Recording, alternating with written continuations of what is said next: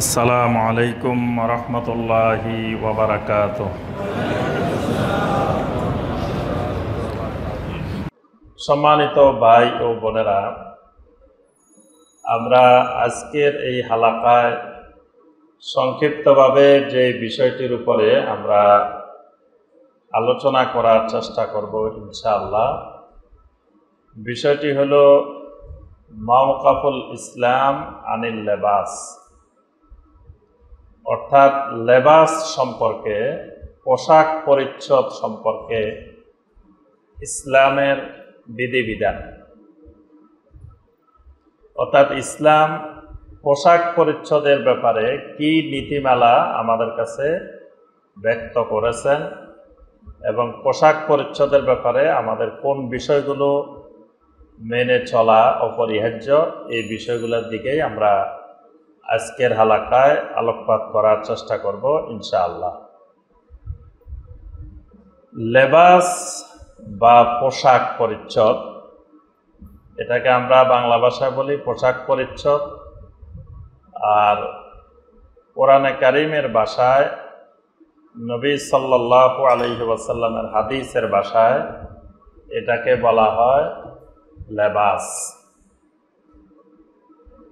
আল্লাহ রাব্বুল আলামিন পৃথিবীতে যত মাখলুক সৃষ্টি করেছেন, প্রত্যেকটি মাখলুককে আল্লাহ রাব্বুল আলামিন সুন্দর করে বানিয়েছেন। এমন কোনো মাখলুক পৃথিবীতে আল্লাহ রাব্বুল আলামিন সৃষ্টি করেন নাই যে মাখলুকটাকে আল্লাহ সুবহানাহু ওয়া তাআলা সুন্দর করে বানান নাই। আর সকল সুন্দরের মধ্যে, সকল সৃষ্টির মধ্যে সবচাইতে যে মাখলুকটি সুন্দর সেটি হলো ইনসান, সেটি হলো মানুষ। এই জন্য আল্লাহ রাব্বুল আলামিন বলছেন, লাকাদ খালাকনাল ইনসানা ফি আহসানি তাকবীম, আমি মানুষকে সৃষ্টি করেছি আহসান তাকবীমে, অর্থাৎ সবচাইতে সুন্দর গড়নে আমি মানুষকে সৃষ্টি করেছি। সুবহানাল্লাহ। তাহলে এই যে আল্লাহ রাব্বুল আলামিনের মাখলুক সৃষ্টি, প্রত্যেকটি সৃষ্টিকে আল্লাহ রাব্বুল আলামিন তিনি সুন্দর করে বানিয়েছেন। এই জন্য আল্লাহ রাব্বুল আলামিনের যতগুলো নাম আছে সবগুলো নামেই সুন্দর। আল্লাহ রাব্বুল আলামিনের সবগুলো নামেই সুন্দর নাম। আল্লাহ পাক বলছেন, ওয়ালিল্লাহিল আসমাউল হুসনা ফাদউহু বিহা, আল্লাহ রাব্বুল আলামিনের অনেক সুন্দর সুন্দর নাম আছে, তোমরা ওই নামগুলোর মাধ্যমে আল্লাহ রাব্বুল আলামিনকে ডাকো, আল্লাহ রাব্বুল আলামিনের কাছে চাও। আল্লাহ রাব্বুল আলামিন তিনি নিজে সুন্দর। আল্লাহ রাব্বুল আলামিনের প্রত্যেকটি মাখলুক সুন্দর। আর এই সুন্দরের মধ্যে সবচাইতে আহসান, সবচাইতে সুন্দর হলো ইনসান। আল্লাহ রাব্বুল আলামিন যত মাখলুক সৃষ্টি করেছেন, প্রত্যেকটি মাখলুককে আল্লাহ রাব্বুল আলামিন লেবাস সহকারে সৃষ্টি করেছেন। আল্লাহ রাব্বুল আলামিন আমাদের জন্য যতগুলো খাবারের ব্যবস্থা করেছেন, এই খাবারগুলোকেও আল্লাহ রাব্বুল আলামিন লেবাস সহ খাবারের ব্যবস্থা করেছেন। আমরা যে চাউলটা খাই, এটাকে আল্লাহ রাব্বুল আলামিন আমাদের সামনে খোলা দিয়ে দেন নাই। এটাকে আল্লাহ রাব্বুল আলামিন একটা সুন্দর উপরে ঢেকে, সুন্দর করে ঢাকনা দিয়ে প্যাকেট করে আল্লাহ সুবহানাহু ওয়া তাআলা এই চাউলটা আমাদেরকে দিয়েছে। সুবহানাল্লাহ। যতগুলা ফল ফলাদি আল্লাহ রাব্বুল আলামিন সৃষ্টি করেছেন, প্রত্যেকটি ফল ফলাদিকে আল্লাহ সুবহানাহু ওয়া তাআলা সুন্দর করে ঢেকে প্যাকেট করে তারপরে আমাদের সামনে উপস্থাপন করেছে। আল্লাহ রাব্বুল আলামিন পৃথিবীতে নারী এবং পুরুষ মানুষকে দুই ভাগে ভাগ করে রব্বুল আলামিন সৃষ্টি করেছেন। আল্লাহ সুবহানাহু ওয়া তাআলা স্বামী এবং স্ত্রীর ব্যাপারে বলছেন, হুন্না লিবাসুল লাকুম ওয়া আনতুম লিবাসুল লাহুন্না। তোমরা তাদের পোশাক, তারা তোমাদের পোশাক, লেবাস। তার স্বামী স্ত্রীকেও আল্লাহ সুবহানাহু ওয়া তাআলা একজনকে আরেকজনের লেবাস করে সৃষ্টি করেছেন। সুবহানাল্লাহ। এরপরে এই সুন্দর মানব গোষ্ঠীকে আল্লাহ রাব্বুল আলামিন যাতে তার এই সৌন্দর্য আরো বেশি ফুটে ওঠে এবং তার ভিতরে যে গোপনীয় অংশগুলো আছে, প্রাইভেট পার্টস যেগুলো আছে, এগুলো যাতে ঢেকে রাখতে পারে, লুকিয়ে রাখতে পারে, এই জন্য আল্লাহ রাব্বুল আলামিন বানি আদমের উপরে লেবাস নাজিল করেছেন। আল্লাহ সুবহানাহু ওয়া তাআলা কোরআনে কারিমে সূরা আল আরাফের ২৬ নম্বর এবং ২৭ নম্বর আয়াতে কারিমায় সমস্ত বানি আদমকে লক্ষ্য করে বলেন, ইয়া বানি আদম কাদ আনসালনা আলাইকুম লিবাসা। হে বনি আদম, হে আদম সন্তান, কাদ আনসালনা আলাইকুম লিবাসা, আমি তোমাদের উপরে লেবাস নাজিল করেছি, লেবাস অবতীর্ণ করেছি। সুবহানাল্লাহ। তাহলে লেবাসটাও আল্লাহ রাব্বুল আলামিনের পক্ষ থেকে নাজিলকৃত, আল্লাহ সুবহানাহু ওয়া তাআলার পক্ষ থেকে দান করা। কি উদ্দেশ্যে লেবাস নাজিল করেছি? দুটি উদ্দেশ্যকে সামনে রেখে আমি আল্লাহ এই লেবাস নাজিল করেছি। একটি উদ্দেশ্য হলো ইউয়ারি সাওআতিকুম, তোমাদের গোপন অঙ্গগুলোকে যাতে প্রকাশ না পায়, যাতে ঢেকে রাখা যায়, আবৃত করে রাখা যায়, এটা হলো একটা উদ্দেশ্য। আরেকটা হলো ওয়ারিসা, যাতে তোমাদের সৌন্দর্য প্রকাশ পায়, সৌন্দর্যটা আরো বৃদ্ধি পায়। এই কারণে আমি তোমাদের উপরে লেবাস নাজিল করেছি।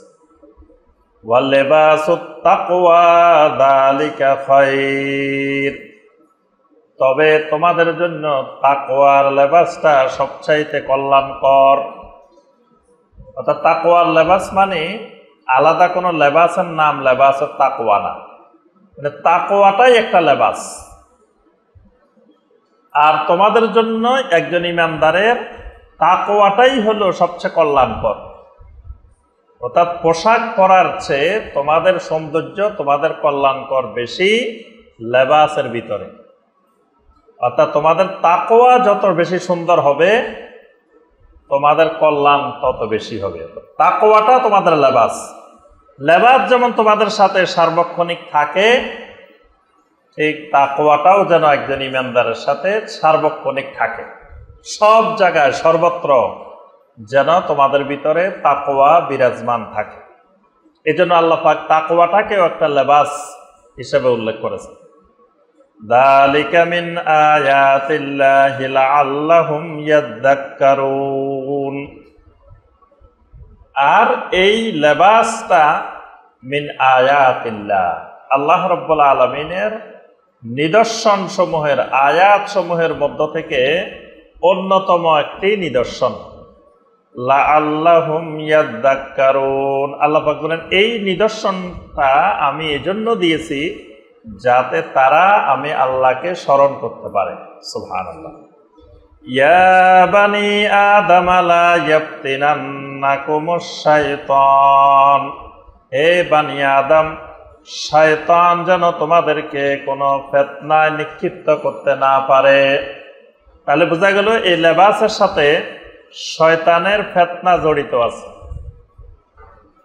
শয়তান এই লেবাসের মাধ্যমে মানুষকে ফিতনার মধ্যে নিক্ষিপ্ত করে।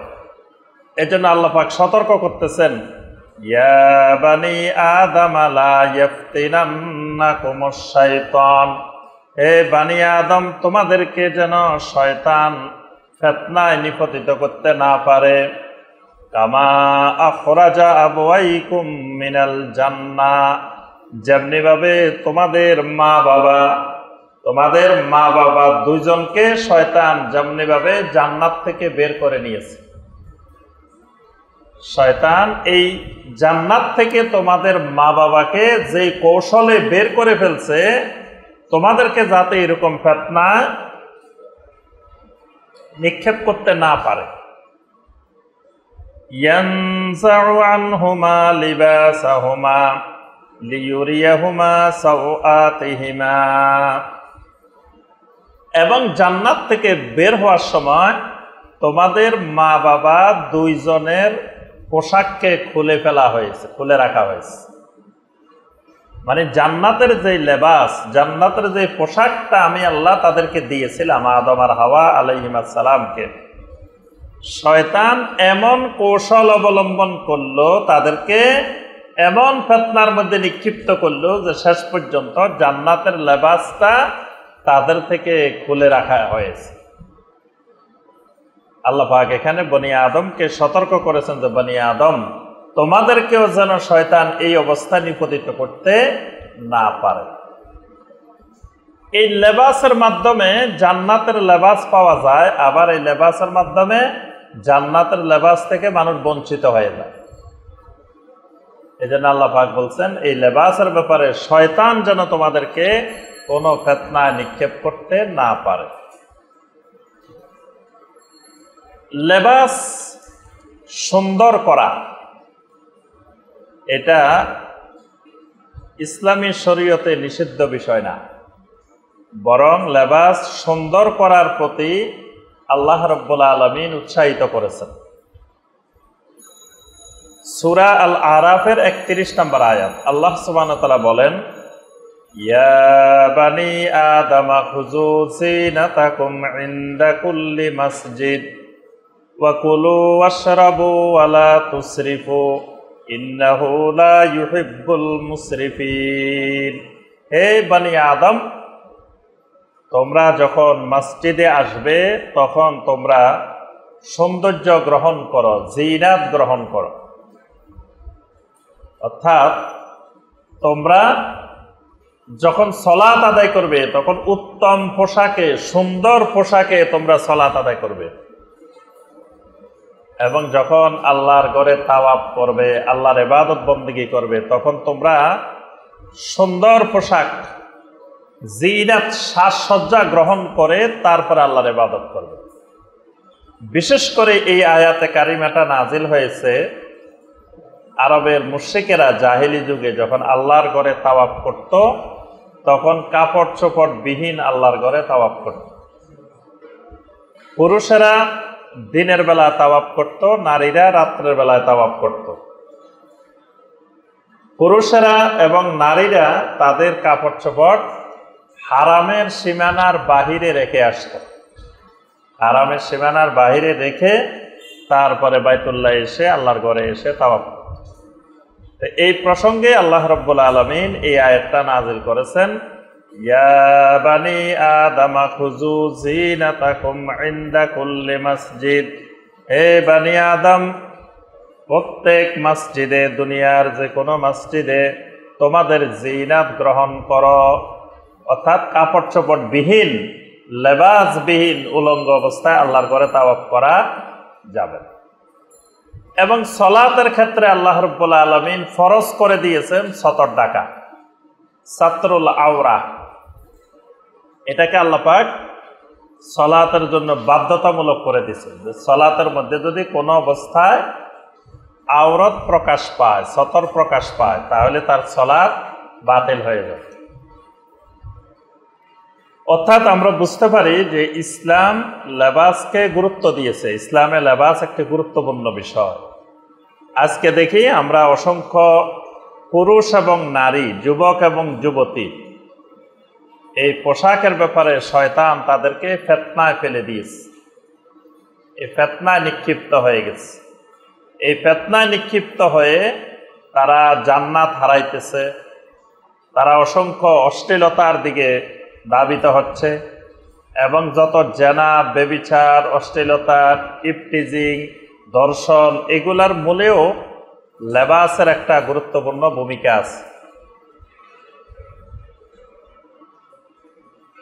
আল্লাহ রাব্বুল আলামিন সুনির্দিষ্ট ডিজাইনের, সুনির্দিষ্ট কাটিংয়ের কোন লেবাসকে আল্লাহ রাব্বুল আলামিন আমাদের জন্য নির্ধারণ করে দেন নাই যে তোমাদের ড্রেসটা এতটুকু লম্বা হইতে হবে, এতটুকু প্রস্থ হইতে হবে, তারপরে এই কালারের হইতে হবে, এই ডিজাইনের হইতে হবে, এরকম কোনো রং ডিজাইন পদ্ধতি সিস্টেম আল্লাহ পাক নির্দিষ্ট করে দেন নাই। তবে আল্লাহ রাব্বুল আলামিন এবং আল্লাহ রাসূল সাল্লাল্লাহু আলাইহি ওয়াসাল্লাম পোশাকের ব্যাপারে, লেবাসের ব্যাপারে কিছু নীতিমালা নির্ধারণ করে দিয়েছে যে তুমি যেই পোশাকেই পরিধান করো সেই পোশাকের মধ্যে এই নীতিমালাগুলোর দিকে খেয়াল রাখতে হবে। এই নীতিমালাগুলোর বাহিরে গেলে ওই পোশাকে তোমার গুনাহ হবে। ওই নীতিমালার ভিতরে থেকে তুমি যদি পোশাক পরিধান করো, সেটা যেই ডিজাইনের হোক, যেই কালারের হোক, যেই দেশের হোক, এটাতে কোনো অসুবিধা নাই। তবে সত্য হলো ওই নীতিমালাগুলোর দিকে আমাদেরকে খেয়াল রাখতে হবে। আমরা দেখি নীতিমালাগুলো কি কি পোশাকের ব্যাপারে, লেবাসের ব্যাপারে যেই নীতিমালাগুলোর দিকে আমাদেরকে খেয়াল রাখতে হবে, সেই নীতিমালাগুলো কি কি। 1 নম্বর নীতিমালা হলো সাতরুল আওরা। 1 নম্বর নীতিমালা আপনার আওরাত, অর্থাৎ যেটাকে পুরুষ এবং নারীর আওরাত হিসাবে নির্ধারণ করা হয়েছে, সেই আওরাতকে ঢেকে রাখতে হবে। মানে পোশাক এমন পোশাক হইতে হবে যেই পোশাক পুরুষ এবং নারীর আওরাতকে, সতরকে ঢেকে রাখে। পোশাকের মাধ্যমে সতরের কোনো অংশ দেখা যেতে পারবে না। এটা হলো 1 নম্বর শর্ত। এজন্য নবী সাল্লাল্লাহু আলাইহি সাল্লাম বলেন, মা তাহতা সুররাতে ইলার রুকবাতে আওরা। পুরুষের সতর হলো নাভি থেকে শুরু করে হাঁটুর নিচ পর্যন্ত, অর্থাৎ নাভিও সতরের আওতাভুক্ত। নাভিও খুলে খুলে হাঁটা যাবে না, বা এমন পোশাক যে পোশাকে নাভি দেখা যায় এরকম পোশাক, এরকম লেবাস হওয়া যাবে না। পুরুষের জন্য এমন লেবাস হইতে হবে যে লেবাস কমপক্ষে তার নাভি থেকে শুরু করে হাঁটুর নিচ পর্যন্ত এই অংশটুকু ঢেকে রাখবে। এটা হলো 1 নম্বর ফরজ। ঠিক নারীর জন্য নারীর সতর যে অংশটুকু, সেই সতরকে তার পোশাক ঢেকে রাখতে হবে। এটা 1 নম্বর শর্ত। নারীর সতর কতটুকু?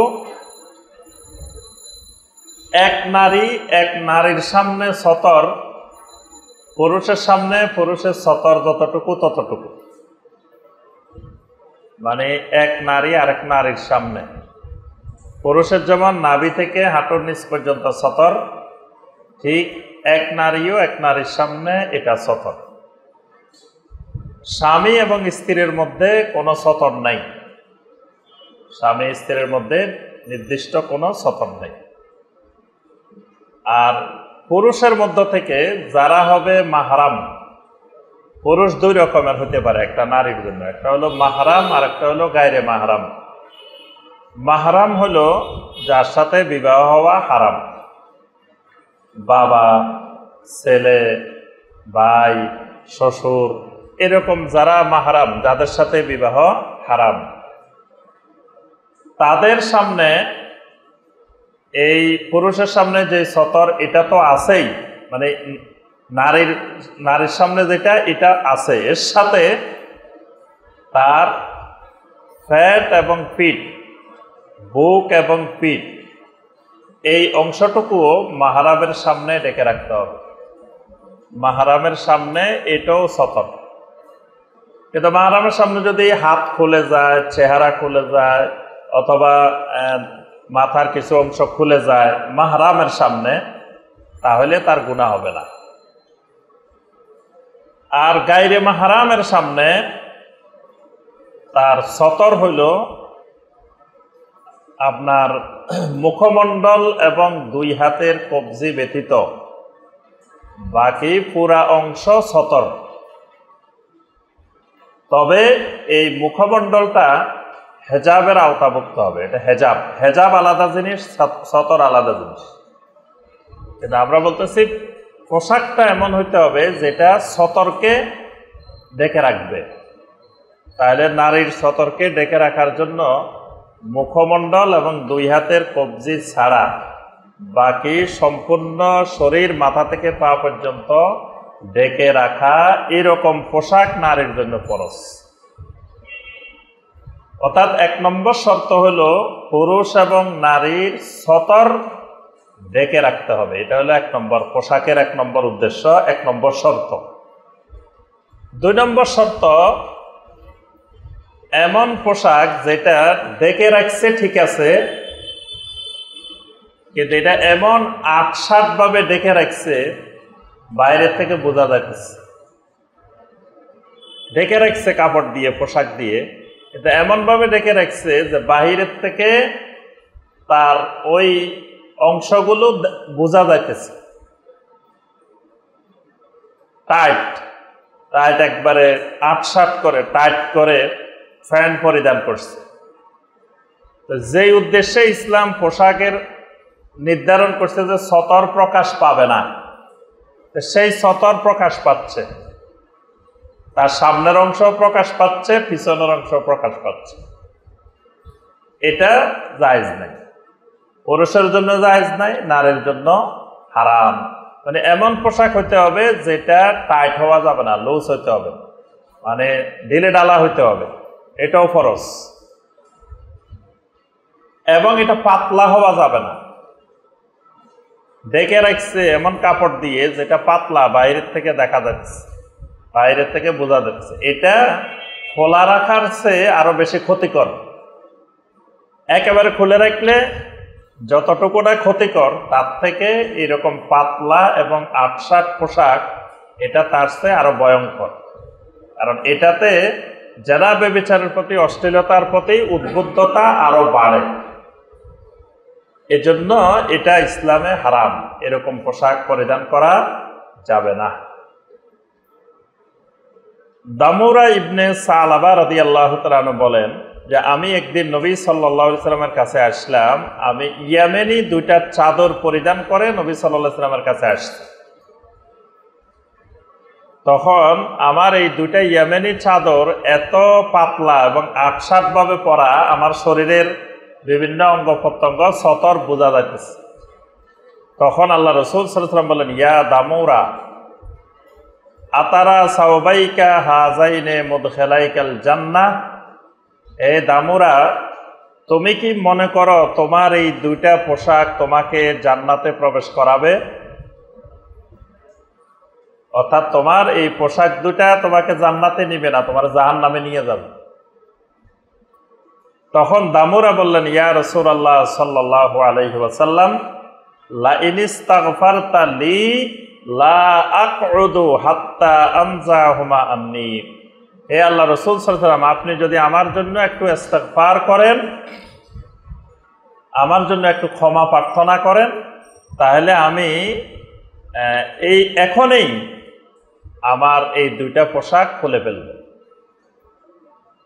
কারণ তিনি জানেন যে নবী সাল্লাল্লাহু আলাইহি ওয়াসাল্লাম বলছেন এই 2টা পোশাক কি তোমাকে জান্নাতে ঢুকাবে, তার অর্থ হলো এই 2টা পোশাকের দ্বারা তার গুনাহ হয়েছে। আর নবী সাল্লাল্লাহু আলাইহি ওয়াসাল্লাম যখন ইস্তিগফার করে দিবেন, আল্লাহ সেই গুনাহ ক্ষমা করে দিবেন। তখন আল্লাহ রাসূল সাল্লাল্লাহু আলাইহি ওয়াসাল্লাম বলেন, আল্লাহুম্মা গফির লি দামুরা, আয় আল্লাহ আপনি দামুরাকে মাফ করে দেন। সুবহানাল্লাহ। ফানতালাকা সারিয়ান হাত্তা নাজাহুমা আনহু, দ্রুত গতিতে এই দামুরা রাদিয়াল্লাহু তাআলা আনহু দৌড় দিলেন। দৌড় দিয়ে গিয়ে এই 2টা ইয়েমেনি চাদরের পোশাক, পাতলা ৮-৭ পোশাক খুলে ফেলছে। সুবহানাল্লাহ। তাহলে এই হাদিসে আল্লাহ রাসূল সাল্লাল্লাহু আলাইহি ওয়াসাল্লাম যে সমস্ত নারী এবং পুরুষ এই জাতীয় পাতলা পোশাক এবং ৮-৭ পোশাক পরিধান করেন, যেটার দ্বারা সতর প্রকাশ পায়, বোঝা যায়, এটাকে জাহান্নামে যাওয়ার মাধ্যম হিসাবে নবী সাল্লাল্লাহু আলাইহি ওয়াসাল্লাম বর্ণনা করেছেন। এজন্য পোশাক এরকম হওয়া যাবে না। এটা হলো 2 নম্বর শর্ত।